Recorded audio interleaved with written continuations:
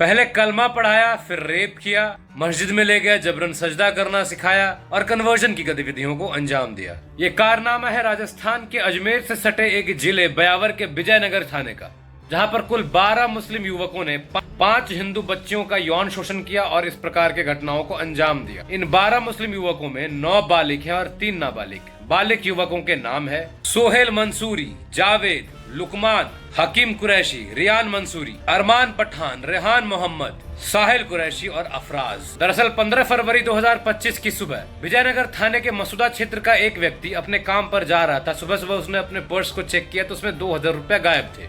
जब पैसे गायब होने के बारे में छोटी बेटी से पूछा गया तो छोटी बेटी ने ये एक्सेप्ट किया कि पैसे उसने चोरी किए। जब छोटी बेटी के बैग को चेक किया गया तो उसमें से एक मोबाइल फोन निकला। जब बच्ची को डांट डपट किया गया, पूछा गया तो उसने बताया कि इस फोन से वो एक लड़के से बात करती है। जब बड़ी बेटी से पूछा गया यही बात तो बड़ी बेटी ने भी इस बात को कबूला कि ये दोनों 2 मुस्लिम युवकों से बात करती हैं। आगे जब इंटेंस पूछताछ होने लगी तो इन्होंने कबूला कि ये जब उन दोनों लड़कों से मिलने गई थी तो उन लड़कों ने इनकी वीडियोग्राफी कर ली थी चुपके से। उसके बाद उस वीडियो को दिखाकर इनको ब्लैकमेल किया जा रहा था। ब्लैकमेल करके इनके से पैसे मांगे गए। 16 फरवरी को ये लोग विजयनगर थाने पहुंचते हैं शिकायत के लिए। तो वहां पर देखते हैं कि मसूदा क्षेत्र के कुछ और परिवार, कुल 3 परिवार के लोग वहां पहुंचे हुए हैं। इन 3 परिवारों से कुल 5 बच्चों के शिकायत दर्ज करने के लिए वहां पहुंचे थे। 5 बच्चियों का इसी प्रकार से शोषण हो रहा था, जो बातें उस दिन निकलकर सामने आई।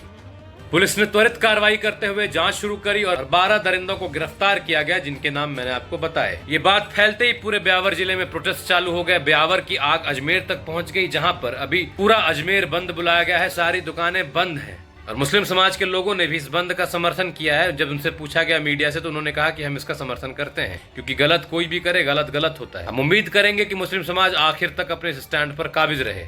जांच के अनुसार पुलिस ने जो आरोप रिकॉर्ड किए हैं उसके मुताबिक इस गैंग के लीडर है हकीम कुरैशी और रियान मंसूरी। इन्होंने बहुत ही सुनियोजित ढंग से अपना एक गैंग तैयार किया। हकीम और रियान के कहने पर इस पूरी गैंग ने नाबालिग लड़कियों को अपना शिकार बनाया और शिकार के लिए मसूदा के उस प्राइवेट स्कूल को चुना, क्योंकि जब वो लड़कियां स्कूल से घर जाती थी तो रास्ते पे इन 12 अपराधियों के घर पड़ते थे। अपराधियों ने पहले 5 लड़कियों को अपना टारगेट बनाया, लड़कियों से बातचीत करना प्रारंभ किया, बहला फुसला कर इनको कैफे ले गए, जहां पर इनके साथ यौन शोषण किया, उसका वीडियो बनाया, तस्वीरें खींची गई। उन वीडियोज और तस्वीरों के माध्यम से उनको ब्लैकमेल किया, उनसे पैसे ऐंठे, होटल रूम्स ले गए जहां पर इनके साथ बलात्कार किया और फिर उसका भी वीडियोग्राफी उन्होंने किया। ये लोग इन 5 लड़कियों को मस्जिद ले जाते, वहां पर नमाज अदा करना सिखाते, रोजा रखवाते, कलमा पढ़वाते और उनको अपने रिलीजन में कन्वर्ट करने को उकसाते। इस पूरे मामले में प्रशासन बहुत ही एक्टिव मोड में दिख रही है। आरोपियों के घरों पर नोटिस चस्पा कर दिया गया है। उस इलाके के कब्रिस्तान पर भी नोटिस चिपकाया गया है कि इसको भी हटाया जाएगा। जिस कैफे में ये सारी हरकतें की गई थी उस कैफे को बुलडोजर से ढा दिया गया है। पीड़ित लड़कियों के परिजनों ने ये कहा है कि जिले में ऐसी हरकतें और भी, ऐसे वारदात और भी सामने आ सकते हैं, अच्छे से जांच करने की आवश्यकता। और ये बात सच है दोस्तों,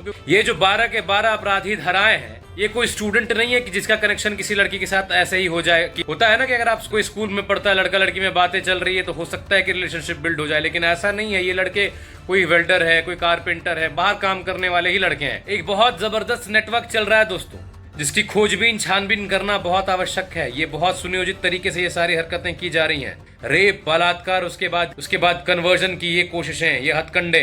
भारत को सावधान रहने की बहुत आवश्यकता है। किसी के भी चिकनी चुपड़ी बातों पर नहीं पड़ना है। अगर कोई ये कहता है कि गलत कोई भी करे, गलत के खिलाफ हम खड़े हैं, तो सच में जब तक वो गलत के खिलाफ खड़ा ना हो, उसके भीतर ये हिम्मत ना हो कि वो जात धर्म के अलावा, जात धर्म को साइड में रखकर उन्हीं के लिए फांसी की मांग करे, उसके पूरे परिवार को बॉयकॉट कर दे, बहिष्कृत करे।